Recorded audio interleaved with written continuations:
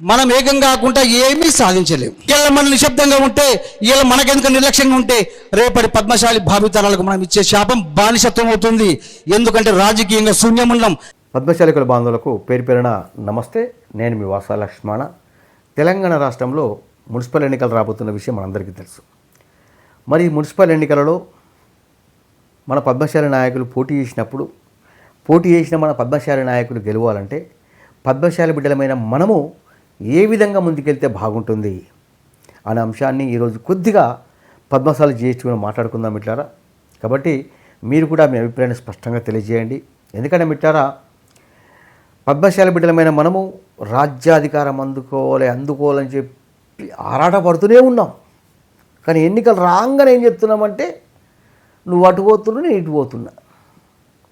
అట్లయితే రాజ్యాధికారం అందుకోం కదా. పద్మశాలి బిడ్డలమైన మనము రాజ్యాధికారం అందుకోవాలంటే పద్మశాలి సమాజంలోని అన్ని వ్యవస్థలను ఏకం చేసుకొని ముందుకెళ్తేనే పద్మశాలి సమాజం రాజ్యాధికారం అందుకుంటుంది మిత్రులు. కాబట్టి ప్రతి పద్మశాలి మిత్రుడు కూడా ఖచ్చితంగా ఒక పద్మశాలి బిడ్డగా ఆలోచించండి. ఇప్పుడు మున్సిపల్ ఎన్నికలు రాబోతున్నాయి. నామినేషన్ల ప్రక్రియ ఇంకా మొదలు కాలేదు. కానీ ముందుగా ఎందుకు ఈ విధంగా ముందుకు వచ్చినంటే, గతంలో మన పద్మశాలి సమాజం నుంచి అనేక పొరపాట్లు జరిగినాయి. అలాంటి పొరపాట్లు మళ్ళీ జరగకూడదు, పద్మశాలి సమాజం అబసు పాలు కావద్దు అనే ఉద్దేశంతోనే ముందుగా వచ్చిన మిట్లారా. ఈసారి మున్సిపల్ ఎన్నికలలో మన పద్మశాలి నాయకులు పోటీ చేసినప్పుడు అదే పార్టీ కానివ్వండి, మనకు పార్టీతో సంబంధం లేదు, ఇండిపెండెంట్ కానివ్వండి, ఏ పార్టీ నుంచి మన పద్మశాలి నాయకులు పోటీ చేసినా, ఇండిపెండెంట్గా పోటీ చేసినా సరే, నామినేషన్లు వేసి విత్డ్రా సమయం అయిపోయిన తర్వాత చిట్ట చివరన ఎవరు బరిలో ఉంటారో, ఎవరు పోటీలో ఉంటారో ఆ పోటీలో ఉన్న పద్మశాలి నాయకులకు మద్దతును ప్రకటిస్తూ ఆయా ప్రాంతాలలోని పద్మశాలి సంఘాలు తీర్మానం చేయండి.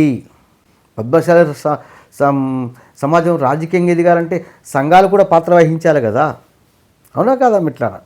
ఎందుకంటే నేను ఈ నామినేషన్ల ప్రక్రియ మొదలు కాకముందు ఎందుకు వచ్చినా అంటే, గత అసెంబ్లీ ఎన్నికలలో ఒక ప్రాంతంలో పద్మశాలి నాయకుడు పోటీ చేసిండు. మేమందరం పద్మశాలి నాయకుడికి సపోర్ట్గా ఉన్నాం. కానీ ఆ ప్రాంతంలో పద్మశాలి సంఘం ఏం చేసిందంటే, దొరకు సపోర్ట్ చేస్తూ తీర్మానం రాసింది. అంటే ఇప్పుడు వారు చేసిన తప్పును ఎత్తి చూపడం లేదు, కానీ గుర్తు చేస్తున్నా. దాని తర్వాత మొన్నటి ఎమ్మెల్సీ ఎన్నికలకు కూడా ఇది చాలామందికి తెలియదు, లోపల దీన్ని ఓడేసినాం. పద్మశాలి సంఘం రెడ్డి ఎమ్మెల్సీ అభ్యర్థికి సపోర్ట్ చేసి తీర్మానం చేయాలని నిర్ణయించుకున్నది. ఇమ్మీడియట్లీ నేను స్పందించి ఫోన్ చేసి పొట్టు తిట్టిన తర్వాత ఆగిపోయారు. అంటే గట్టున్నది మన పద్మశాలి సంఘాల పరిస్థితి. అంతెందుకు, మొన్న సర్పంచ్ ఎన్నికలలో ఒక ఊరిలో మన పద్మశాలి నాయకుడు, అంటే నేను చెప్తున్నా మిట్లారా, నేను వాళ్ళ తప్పును ఎత్తి చూపడం లేదు, ఇలాంటి పొరపాట్లు జరగకూడదని చెప్తున్నా. మన సర్పంచ్ ఎన్నికలలో ఉమ్మడి కరీంనగర్ జిల్లానే ఒక ఊరిలో పద్మశాలి నాయకుడు పోటీ చేసిండు. మరోవైపు నుంచి జనరల్ కాబట్టి రెడ్డి పోటీ చేసిండు. ఈ పద్మశాలి సంఘం వాళ్ళు ఏం చేసిందంటే, ఇక్కడ పద్మశాలి నాయకుడు విడిచిపెట్టి రెడ్డికి తీర్మానం చేయడం మొదలుపెట్టారు. ఇదంత దరిద్రం తెలుసా? ఇది ఇంత నీచమైన అటువంటి ప్రక్రియ ఇది. కాబట్టి ఇట్లా అప్పుడు నేను స్పందించి కొద్దిగా కోపంగా వచ్చిన తర్వాత విరమించుకున్నారు. పద్మశాలి నాయకులు సపోర్ట్ తీర్మానం రాసిండు. అదృష్టం కొద్దీ ఆ పద్మశాలి నాయకుడు సర్పంచ్ గెలిచిండు. ఓకే, అంటే నేను ఈ విధంగా నామినేషన్ ప్రక్రియ మొదలు కాకముందు ఎందుకు వచ్చినా అంటే, ఖచ్చితంగా చెప్తున్నా పద్మశాలి మిత్రులారా, పద్మశాలి సంఘ నాయకులారా, బాగా దృష్టి పెట్టండి.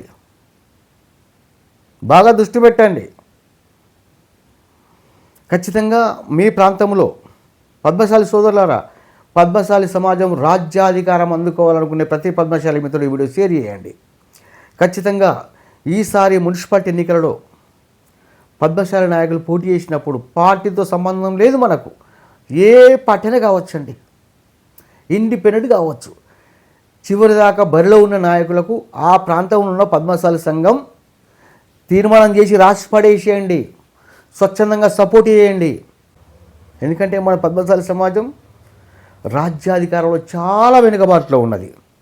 ఇప్పుడు ఏ చిన్న నిర్లక్ష్యం చేసినా సరే మనము పద్మశాలి సమాజం శాశ్వతంగా రాజకీయ బానిసత్వంలోకి వెళ్ళిపోతుంది. అప్పుడు భావితరాలు చాలా నష్టపోతాయి. అదేవిధంగా రాజకీయంగా ఎదగాలనుకున్న పద్మశాలి నాయకులకు చెప్పుతున్నా, నాయకులకు ఒక మాట చెప్పుతున్నా, నేను పోటీ చేసినా నేను పద్మశాలి నాయకుడిని సపోర్ట్ చేయాలని కాదు, మీరు కూడా పద్మశాలి సమాజం గురించి ఆలోచించండి. పద్మశాలి సమాజం గురించి ఆలోచిస్తే స్వచ్ఛందంగా సమాజం కూడా మీకు సపోర్ట్ ఉంటుంది. కాబట్టి ఈసారి మున్సిపల్ ఎన్నికల్లో కౌన్సిలర్గా పోటీ చేసే పద్మశాలి నాయకులు మీ ప్రాంతంలో ఉన్న పద్మశాలి సంఘాధ్యక్షుని సంప్రదించండి. మీరు ఏ గుర్తుతో పోటీ చేస్తున్నారు, ఏ వార్డు నుంచి పోటీ చేస్తున్నారో సంఘాధ్యక్షునికి చెప్పండి. ఖచ్చితంగా పద్మశాలి సంఘాలు ఖచ్చితంగా తీర్మానం రాస్తాయి. ఎవరన్నా రాయను అంటే ఇక్కడ నా నెంబర్ ఉంటే నాకు చెప్పండి, నేను రాపిస్తా. ఖచ్చితంగా రాయాల్సిందే, ఖచ్చితంగా రాయాల్సిందే. పార్టీ జెండాలు పక్కన పెట్టేసేయండి.